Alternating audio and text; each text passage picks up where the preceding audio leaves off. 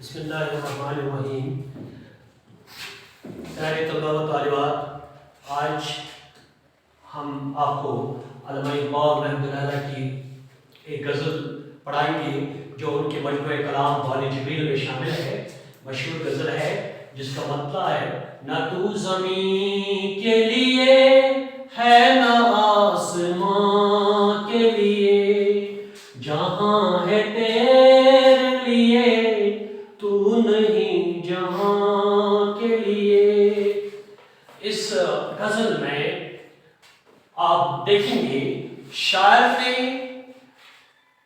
اشاریت کے ذریعے، رمز و ایما کے ذریعے اور داخلی کیفیات کو بیان کیا ہے۔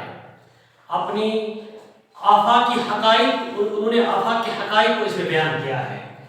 تو آپ غزل میں سب سے پہلے جو بحر کو ہم دیکھیں گے، اس میں بحر حضج استعمال ہوئی ہے۔ بحر حضج کہتے ہیں فاعل فاعل فاعل، چار بار فاعل فاعل چار بار استعمال ہوا ہے، یعنی یہ بحر اس میں استعمال ہوئی ہے۔ تو جہاں تک بلاغت کی معنوی صنعتوں کا تعلق ہے، الفاظ کو انہوں نے کئی الفاظ کو ایسے اشاروں میں استعمال کیا ہے جن سے بڑے بڑے مفاہیم پیدا کیے ہیں۔ نہ تو زمین کے لیے ہے نہ آسمان کے لیے، جہاں ہے تیرے لیے تو نہیں جہاں کے لیے۔ تو شاعر یہاں پر انسان سے مخاطب ہے، کیونکہ میں نے آپ کو بات بتایا کہ داخلی کیفیت ہے اس میں۔ اقبال نے نزدیک سے شروع کیا ہے، اپنے آپ سے شروع کیا ہے۔ نہ تو زمین کے لیے ہے نہ آسمان کے لیے، تو نہ زمین کے لیے ہے نہ آسمان کے لیے ہے۔ اس کا مطلب کیا ہے؟ تو نہ زمین کے لیے نہ آسمان کے لیے، ان دونوں میں، ان دونوں مخلوقات میں، یہ دونوں مخلوق ہیں اللہ کے، ان دونوں میں کیا ہے؟ بیش بہا کمالات ہیں۔ لیکن آدم کو کہا گیا ہے کہ تو ان سے بھی زیادہ کمال والا ہے، اور تجھے ایک خالق کی کمال نے پیدا کیا ہے۔ جہاں ہے تیرے لیے، یہ سارا جہاں اس نے تیرے لیے مسخر کر رکھا ہے، اور تو نہیں ہے جہاں کے لیے، تو جہاں کے لیے نہیں ہے، یعنی تو ان کا شیدائی مت بن جا، تو ان کمالات، ان کے کمالات کے پیچھے نہ چل، بلکہ یہ سارے تیرے لیے مسخر ہیں، اور تو شیدائی بن اس خالق کی کمال کا جس نے تجھے پیدا کیا ہے، اور ایک بڑے مقصد کے لیے پیدا کیا ہے کہ تو روئے زمین پر اس کا نائب ہو۔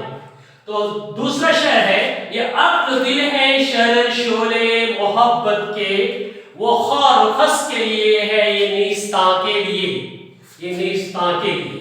یہ عقل دل ہے شر شعلے محبت کے۔ شاعر نے اس میں ایک صنعت استعمال کی ہے جس سے حسن تعلیل کہتے ہیں، یعنی الفاظ کو ایسے استعمال کیا ہے کہ ان میں ایک مناسبت ہے، عقل و دل میں مناسبت ہے، ان کا تعلق انسان کے ساتھ ہے، اور دونوں کا تعلق انسانی وجود کے ساتھ ہے۔ اور علامہ اقبال نے ایک متوازن نظام انسان کو بتایا ہے کہ کس طرح سے تو کامیاب زندگی گزارتا ہو، وہ مقصد حاصل کرتا ہے جس مقصد کے لیے تجھے پیدا کیا گیا ہے۔ کہتے ہیں کہ یہ عقل و دل ہے شرر شعلے محبت کے۔ محبت کا کسے ہوتی ہے؟ کسی محبوب کے ساتھ۔ تو یہاں پر شاعر نے کہا ہے، محبت کو بطور مجاز مرسل شاعر نے استعمال کیا ہے، اور کہا ہے کہ اے انسان، تیری عقل اور تیرا دل جو ہے یہ تیرے محبوب کے وجود کی شہادت دیتے ہیں، تجھے شہادت دیں گے، اور تو ان دونوں کو استعمال کر، اور پھر محبت کی آگ بھڑکا، ان دونوں سے محبت کی آگ بھڑکے گی، یہ بن جائیں گے، یہ اشارے ہیں خار و خس کے لیے، نیستاں کے لیے۔ نیستاں بانس کو کہتے ہیں، خار و خس گھاس اور کانٹے جھاڑیاں وغیرہ جن کے آپس میں ملنے سے آگ بھڑکتی ہے۔ تو یہاں دونوں کو اشارت پر استعمال کیا گیا ہے، کہا گیا ہے کہ تو عقل اور دل کو ایسے استعمال کر جیسے آگ جلانے کے لیے ہم بھانس اور خار و خس استعمال کرتے ہیں، اور تو اس محبوب یزدان کا، اس اپنے خالق کا کی محبت کی جو آگ ہے اپنے دل میں رکھ، تاکہ تو زندگی میں کامیاب ہو سکے۔ تو تیسرے شعر میں ہے، مقام پرورش راہ نالہ ہے یہ چمن، نہ سیر گل کے لیے ہے نہ آشیاں کے لیے۔ ایک بار پھر انسان کو یہ حقیقت آشکار کی گئی ہے کہ مکان پرورش آہ و نالا ہے یہ چمن. چمن کو استعارہ کے طور پر استعمال کیا گیا ہے اور آہ و نالا جو ہے یہ پھر سے اشارے ہیں، رمز ہیں جس کے معنی ہے آہ و نالا ہم بیقراری میں کرتے ہیں. تو شاعر نے یہاں آہ و نالا جو ہے یہ دونوں یہاں پر ایک کیفیت بتائی گئی ہے. مجاز مرسل کا استعمال پھر سے ہے. آہ و نالا عشق کی جو طرف ہے اس کے یہ دونوں مظہر ہیں. تو یہ چمن یہ دنیا جو ہے آپ کے لیے عشق پیدا کرنے کا ہے، نہ سیر گل کے لیے ہے نہ آشیاں کے لیے. تو اس کی ذرا سی خوبصورتی میں سیر گل کہتے ہیں، تو اس کی ایک ایک خوبصورتی کے پیچھے مت کھو جا اور نہ آشیاں کے لیے، نہ تو ساکر بن جا، نہ تو دنیا کی تعمیر میں لگ جا، بلکہ تو وہ عشق پیدا کر جس سے تجھے صحیح زندگی حاصل ہو سکے. رہے گا راوی و نیل و فرات میں کب تک تیرا سفینہ کے ہے بحر بحکراں کے لیے.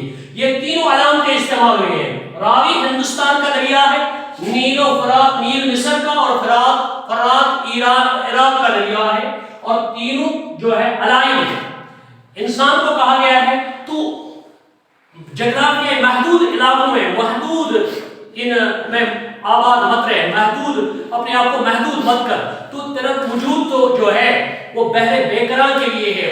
تیرا وجود آپ کو منوب صفت بننا ہے، آپ کو اپنے خالق حقیقی کے صفات پیدا کرنا ہے تاکہ تو بحر بیکراں یعنی تو باقی ہو جائے، تو بقیہ دوام حاصل کر سکے، تو زمان و مکان پر غالب آ سکے.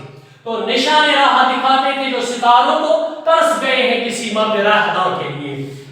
یہاں پر اس شعر میں بھی ایک آفاتیت ہے.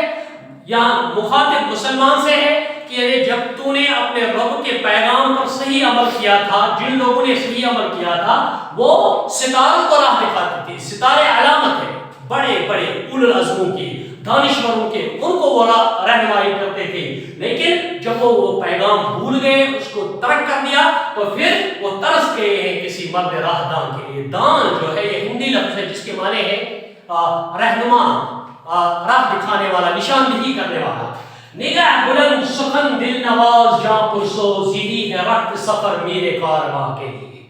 تو ہمارے رب کا، ہمارے خالق کا اصل منشا و مقصود یہ ہے کہ وہ آدم کو ہر جگہ تفوق عطا کرے، ایکسلنس عطا کرے. تو یہاں کہا گیا ہے کہ نگاہ بلند سخن دل نواز جاں پرسوز. اگر اے بنی آدم تو چاہتا ہے کہ دنیا میں تو کامیابی چاہتا ہے، تو ہر مخلوق کا رہنما بننا چاہتا ہے، تو بلند نظر پیدا کر اور اس طرح سخن دل نواز پیدا کر، یعنی جو دل میں بات گھر کرے وہ پیدا کر، اور پھر جہاں پرسوز اور ایسا وہ جسم پیدا کر جو اپنے محبوب حقیقی کی تڑپ میں تڑپتا ہو. اور وہ پیدا کر کے تو کیا کرے گا؟ یہ آپ کے لیے رخت سفر ہے. رخت اسباب، رخت کے معنی اسباب، رخت کے معنی ہے یہاں پر لباس کے بھی، میرے کارواں کے لیے رخت یا اسباب ہے. اور اگلے شعر میں ذرا سی بات تھی اندیشے عجب نے اسے بڑھا دیا ہے فقط زیب راستہ کے لیے. ذرا سی بات تھی. ذرا سی بات معمولی بات نہیں ہے، یہ اشارہ ہے. ذرا سی بات میرے سامنے کی بات تھی، حقیقی بات، اصل بات یہ تھی کہ انسان اس کائنات کی سب سے بڑی حقیقت ہے. لیکن اجمیوں نے اپنے خیالات، یہ دراصل چوٹ کی گئی، طرز کیا گیا ہے یہاں ان لوگوں پر جو انسان کو کہتے ہیں کہ دنیا محض فسانہ ہے، اس کی کوئی حقیقت نہیں ہے. صحیح بات اور مختصر بات توحید تھی کہ اللہ نے، خالق کائنات نے اس کو پیدا کیا ہے، اس انسان کو پوری صلاحیتوں کے ساتھ اور اپنی عبادت کے لیے پیدا کیا ہے، اور دنیا میں باقی رہنے کے لیے پیدا کیا ہے، اور اسے فرشتوں پر اور اسے ہر ایک پر تفوق عطا کیا ہے. لیکن اجمیوں نے اس چیز کو معمولی، انہوں نے ایسی تعبیریں کی جس میں ہر ذرہ کو خدا بننے میں، یعنی خدا بننے کی صلاحیت ہو. دراصل انہوں نے جسے انہوں نے وحدت الوجود کا نام دیا، یعنی اجمی وحدت الوجود. تو اگلا شعر آخری شعر ہے. میرے گلوں میں ہے ایک نغمہ جبریل آشوب سنبھال کر جس سے رکھا ہے لا مکان کے لیے. میرے گلوں میں ایک نغمہ جبریل آشوب سنبھال کر جس سے رکھا ہے لا مکان کے لیے. جبریل عاشق، جبریل فرشتہ جس نے پیغام لایا تھا اللہ.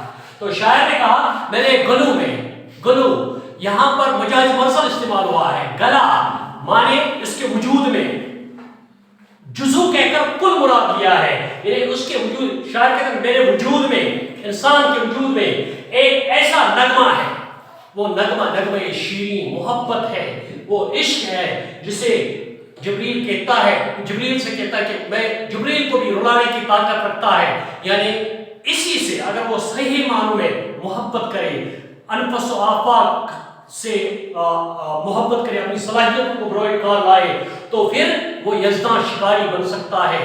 وہ اللہ کو بھی، یعنی اللہ اسے کہہ سکتا ہے کہ بتا تیری رضا کیا ہے، اگر وہ تعمیل خود ہی کرے. آج کے لیے اتنا ہی. السلام.